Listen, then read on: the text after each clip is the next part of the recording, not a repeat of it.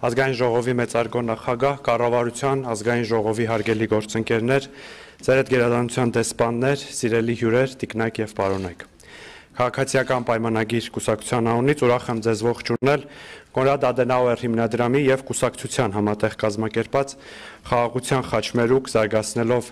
տարածաշրջանային հաղորդակցությունները եւ համագործակցությունը խորագրով միջազգային համաժողովին։ Ցանկանում եմ շնորհակալություն հայտնել Կոնրադ Ադենաուեր հիմնադրամին այս կարևոր համագործակցության համար։ Արդեն երկրորդ տարին է, ինչ մենք համատեղ կազմակերպում ենք այս միջազգային համաժողովը եւ ես ուզում եմ համոզմունք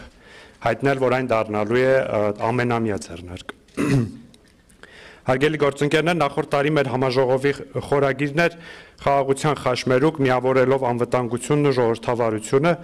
եւ դեռևս 1 տարի առաջ մենք խոսում էինք Հայաստանի կառավարության խաղաղության խաչմերուկ նախագծի մասին որպես տարածաշրջանային հաղորդակցությունների ապաշրջափակման մի տեսլականի,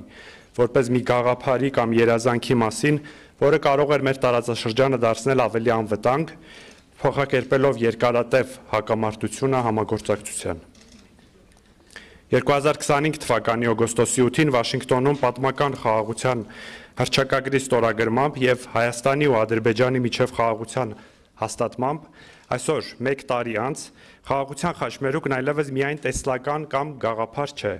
Այն տարածաշրջանի ապագայի ճանապարհային քարտեզն է, կոնկրետ պարամետրերով եւ լայն միջազգային աջակցությամբ։ Այն ունենալու է ոչ միայն բացառապես տարածաշրջանային, այլ նաեւ գլոբալ նշանակություն։ Այսօրվա մեր համաժողովի ընթացքում մեր բանախոսները վերլուծելու են, թե որոնք են լինելու խաղաղություն խաչմերուկ նախագծի քաղաքական, աշխարհաքաղաքական եւ տնտեսական առավելությունները։ Բնականաբար խաղաղության խաչմերուկ նախագծի համատեքստում խոսելու ենք նաեւ հանուն միջազգային խաղաղության եւ բարգավաճման Թրամփի ուղի հաղորդակցության ծրագրի բացած հնարավորությունների եւ Միացյալ Նահանգների ներգրավվածության մասին։ Քննարկելու ենք, թե ինչ տեսք է ունենալու մեր տարածաշրջանի անվտանգային նոր ճարտարապետությունը համաշխարհային այս անորոշության պայմաններում եւ թե ինչպիսի դերակատարում կարող է ունենալ Եվրոպական միությունը տարածաշրջանի համագործակցության հեռանկարում։ Ես ուզում եմ ողջունել տարածաշրջանի եւ Եվրոպական միության երկրների ժամանած մեր բանախոսներին եւ սիրով խոսքը փոխանցում եմ Կոնրադ Ադենաուեր հիմնադրամի քաղաքական երկխոսություն Հարավային Կովկաս տարածաշրջանային ծրագրի ղեկավար Յակոբ Վյոլենշտայնին։ Please, Յակոբ։